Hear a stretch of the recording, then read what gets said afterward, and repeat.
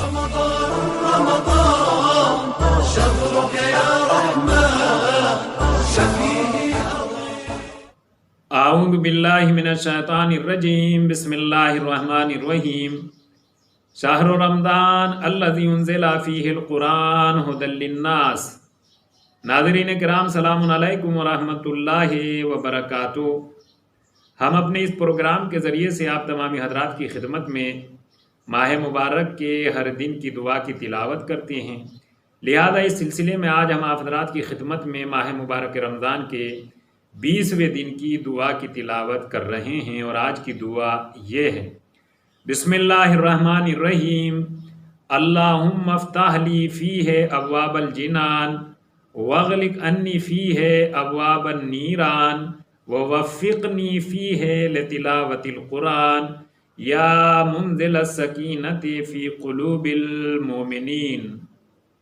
Translation اور اس کا مطلب یہ ہوتا ہے: خدایا آج میرے لیے جنت کے دروازوں کو کھول دے اور جہنم کے دروازوں کو بند کر دے، اور مجھے تلاوت قرآن کی توفیق عنایت فرما۔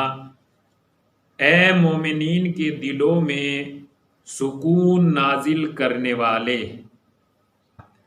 آج کی دعا کا پڑھنے والا بندہ مومن اپنے مالک کی بارگاہ میں 3 باتوں کی التجا کر رہا ہے، 3 باتوں کی ریکویسٹ کر رہا ہے۔ پہلی بات، جنت کے دروازے کھول دے، جہنم کے دروازے بند کر دے، تلاوت قرآن مجید کی توفیق عنایت فرما۔ آج کی دعا کی پہلی ہی لائن میں، فرسٹ سینٹنس میں، آج کی دعا کے پڑھنے والے نے جو دعا کی ہے وہ یہ ہے: اللہم افتح لی فیہ ابواب الجنان۔ ابواب الجنان یعنی جنت کے دروازے۔ ابواب اٹس اے پلورل آف باب، اینڈ باب مینس گیٹ۔ ابواب یہ باب کا جمع ہے، اور باب کا مطلب ہوتا ہے دروازہ۔ اور یہاں دعا کا پڑھنے والا یہ نہیں کہہ رہا ہے کہ جنت کا دروازہ کھول دے، بلکہ دعا یہ کر رہا ہے: مالک آج میرے اوپر جنت کے تمام دروازوں کو کھول دے۔ یہی وجہ ہے کہ روایات کی روشنی میں اور روایات میں یہ بات وارد ہوئی ہے کہ جنت کے 8 دروازے ہیں۔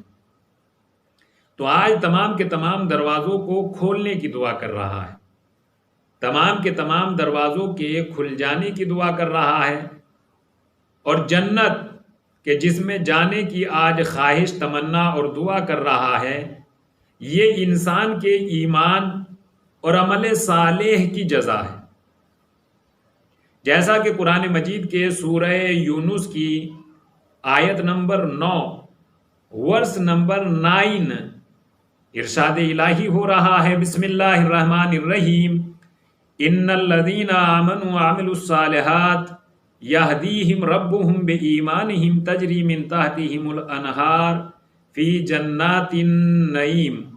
بے شک وہ لوگ جو ایمان لائے اور عمل صالح انجام دیا، ان کا رب ان کے ایمان کی بدولت انہیں ایسی جنت کی طرف ہدایت فرماتا ہے کہ جو جنت نعمتوں سے بھری ہوئی ہے اور جس کے نیچے نہریں جاری ہیں۔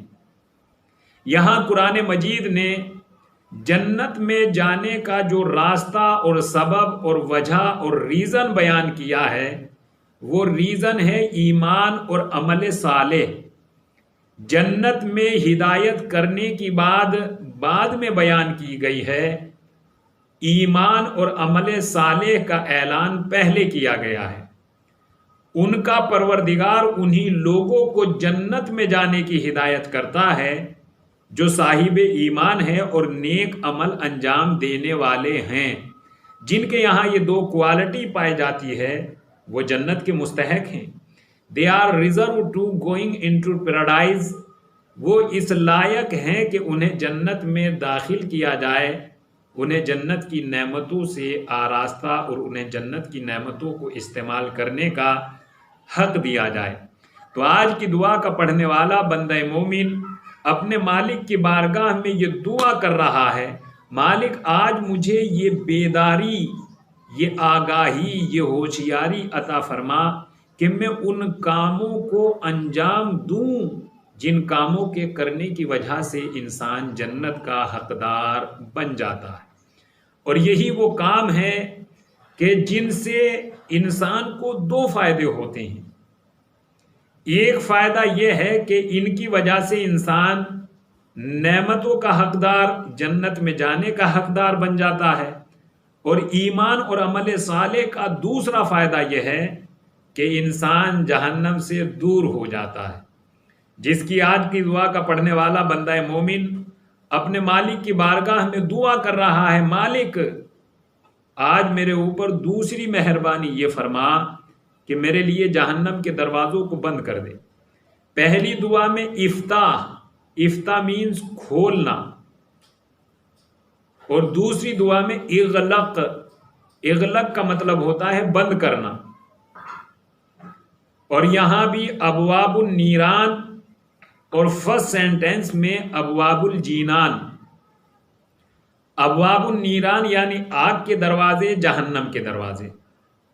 ابواب الجینان یعنی جنت کے دروازے، نعمتوں والی جگہ کے دروازے۔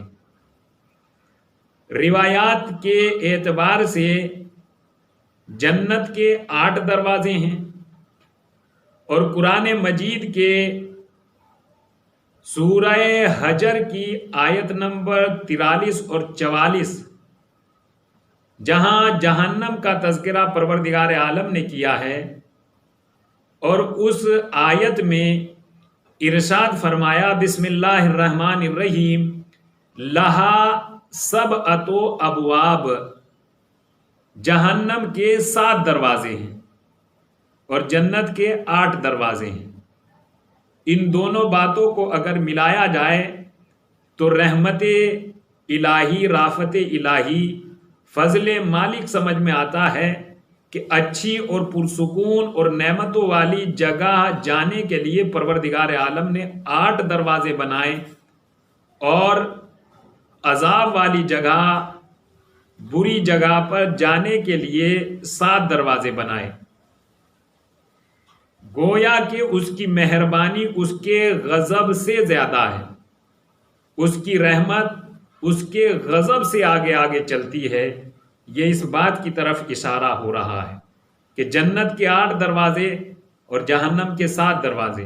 اور آج کی دعا کا پڑھنے والا بندہ مومن اپنے مالک کی بارگاہ میں تیسری دعا یہ کر رہا ہے، وَوَفِّقْنِي فِيهِ لِتِلَاوَةِ الْقُرْآنِ، اور آج مجھے تلاوت قرآن پڑھنے کی توفیق عنایت فرما۔